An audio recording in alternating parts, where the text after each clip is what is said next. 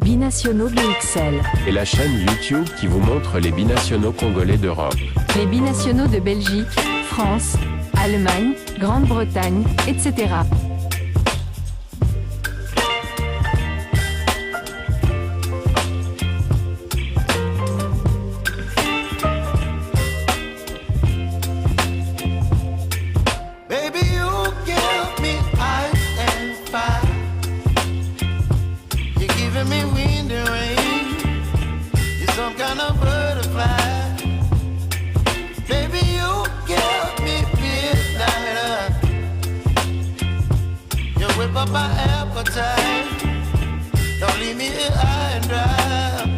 Très heureux de vous retrouver en train de suivre votre chaîne Binationaux BXL qui parle des binationaux. Bien entendu, on va parler surtout de Léopard de la RDC, engagé dans les éliminatoires de la CAN 2025 qui démarre déjà au mois de septembre ici par le match RDC-Guinée le 6 septembre et ensuite le 9 septembre du côté de Dar es Salaam en Tanzanie. Et nous allons être reçus par l'Éthiopie, l'Éthiopie qui ensuite, plus peu de temps, au mois d'octobre, je pense, l'Éthiopie va encore jouer contre...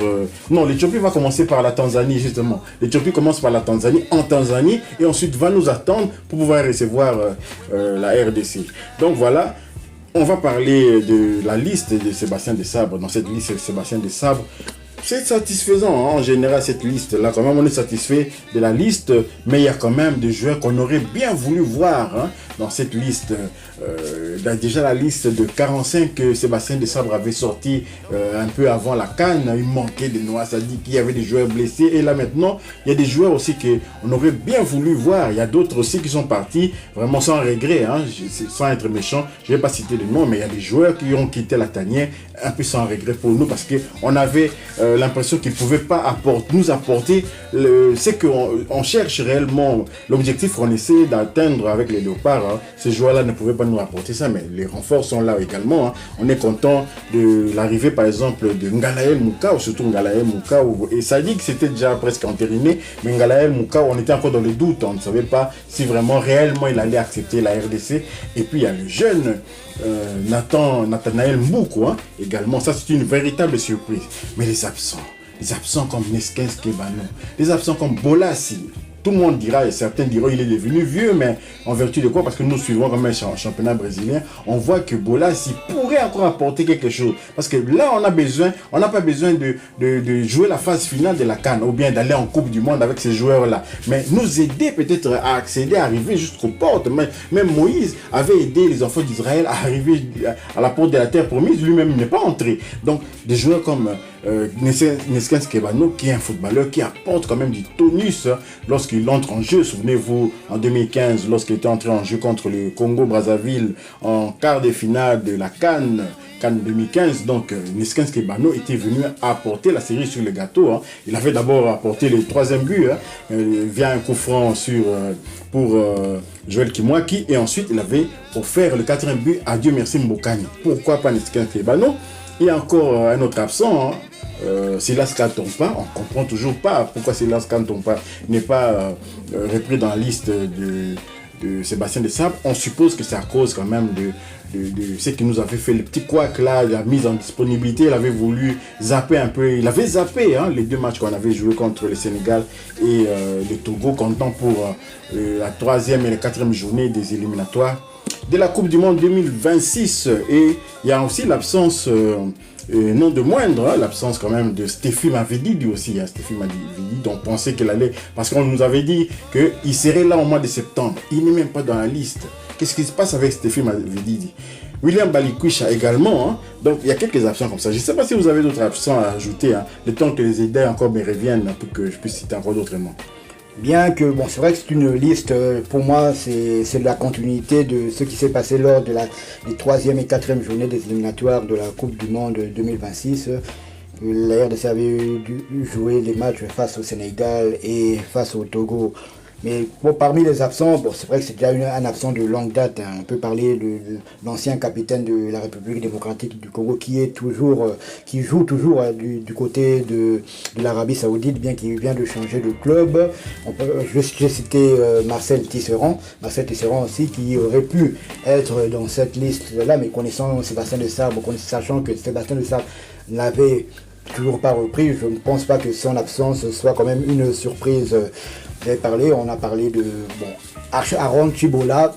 C'est vrai que c'est quand même un joueur dont Sébastien Desabre compte énormément, mais Aaron Chibola, son club aux Émirats Arabes Unis a fait la culbute en deuxième division. Mais jusque-là, on n'a pas écho s'il est toujours dans ce club-là ou bien s'il a changé de club. Mais jusque-là, je vais dans le sens qu'il n'a pas de temps de jeu pour le moment. Donc, je cite aussi Aaron Chibola. Je cite, vous avez cité William Balikusha qui est quand même en forme. Il a marqué la semaine de week-end dernier un joli but, une frappe enroulée du 3 à l'extérieur de la surface de réparation. But égalisateur de son équipe de OH Louvain face à Westerlo. Donc lui aussi il est en forme. Donc il aurait pu être là, d'autant plus que Grady Diangana n'est pas là.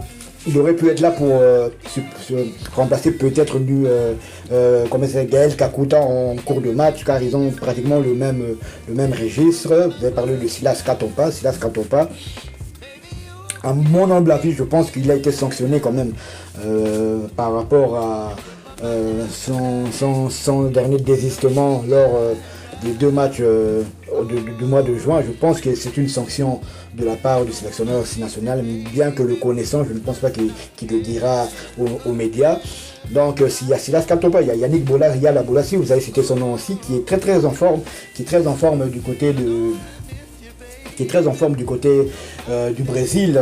6 buts marqués depuis qu'il est au Brésil, 3 ou 4 passes décisives, et dans les 6 buts marqués, 3 marqués contre Vasco da Gama, 3 buts marqués face à Vasco da Gama et 2 assists contre Vasco da Gama. Donc l'équipe de Chris Yuma de Yannick Bolassi a marqué cette saison 6 buts contre Vasco da Gama, et dans les 6 buts, Yannick Bolassi a un pied sur les 5 des 6 buts. Donc c'est une prestation énorme de notre TGV national. Lui aussi, on aurait quand même aimé le voir de la tanière. Je ne pense pas 35 ans.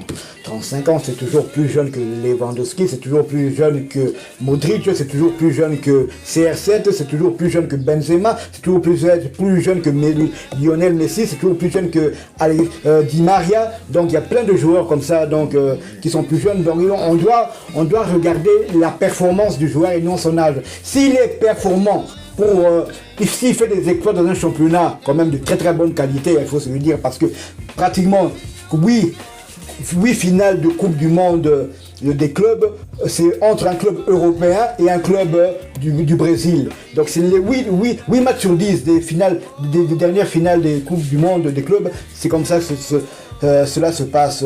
Donc je pense qu'il aurait quand même mérité une sélection, bien que on respecte le choix du sélectionneur national, mais c'est vrai que j'aurais quand même aimé revoir ce Yannick Bolassi là en forme que je vois du côté du Brésil. Oui. Rajeunir c'est bien, mais pas trop non plus. Rajeunir trop. On a l'exemple du Sénégal qui a rajeuni largement. Je ne sais pas si c'était quelle compétition. Jeu de la francophonie ou bien c'était une compétition là où le Sénégal est passé complètement à côté à cause justement de ces rajeunissements-là.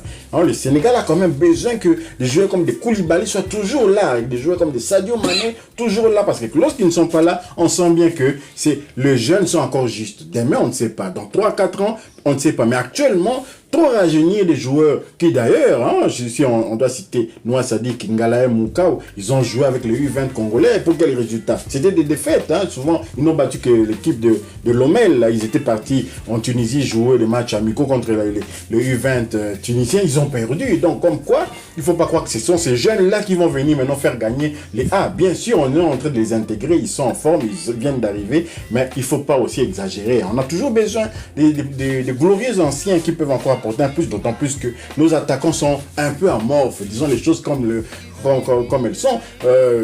Simon Banza n'a pas encore marqué chez les Léopards. Samuel Essende n'a pas encore marqué. Donc, ils sont à la recherche du déclic. Et ces déclics-là pourraient venir de l'enthousiasme. C'est déjà venu grâce aussi, enfin, ça pourrait venir aussi grâce à Fiston Mayele Kalala, qui, on voit bien, hein, qui lui, il n'a pas ces problèmes-là parce qu'il a déjà confirmé chez le public, mais un attaquant qui ne marque pas, plus les minutes passent, il va commencer à réfléchir. On a bien vu cela avec Cédric Bakambu à la CAN notamment, hein. Plus les minutes passent, il se demande, on va me remplacer, qu'est-ce qui va se passer? Et il avait eu la tremblote au moment de tirer son penalty. Donc, voilà un peu notre première analyse concernant les absents. On n'est toujours pas au courant de ce qui avait motivé Sébastien Desabre au moment d'établir cette liste, hein. Au fur et à mesure que les jours vont passer, je pense que les langues vont se délier, on va un peu savoir pourquoi il n'a pas pris. La question doit être posée, pourquoi il n'a pas pris Yannick Bolas, qu'on nous explique clairement, parce que même Meshak Elia est en méforme actuellement. Il serait même blessé, je pense, pour le match retour ici de la Champions League contre la formation de Galatasaray, hein. Victoire au match aller avec un petit but d'écart de Young Boy de Berne, mais ils doivent absolument éviter d'être éliminés par Galatasaray. Et malheureusement, Meshak Elia, qui déjà au match aller était remplaçant, hein, il ne pourra peut-être pas jouer cette rencontre-là. Voilà, nous sommes arrivés à la fin de ces sujets, hein, qui en demandent d'autres. On va encore y revenir, hein. Si vous avez aimé, merci quand même de liker, merci de commenter. Donnez aussi votre avis, hein. Peut-être que vous n'êtes pas du même avis que nous, hein. C'est votre liberté. Vous pouvez, via les commentaires, vous exprimer, hein, sur ces sujets. Merci aussi de partager la vidéo. Abonnez-vous massivement à Binationaux BXL, hein. Activez la petite cloche de notification qui vous permettra d'être alerté lorsqu'on mettra une nouvelle vidéo en ligne. Binationaux BXL vous dit Au revoir. Binationaux BXL. Et la chaîne YouTube qui vous montre les binationaux congolais d'Europe. Les binationaux de Belgique, France, Allemagne, Grande-Bretagne, etc.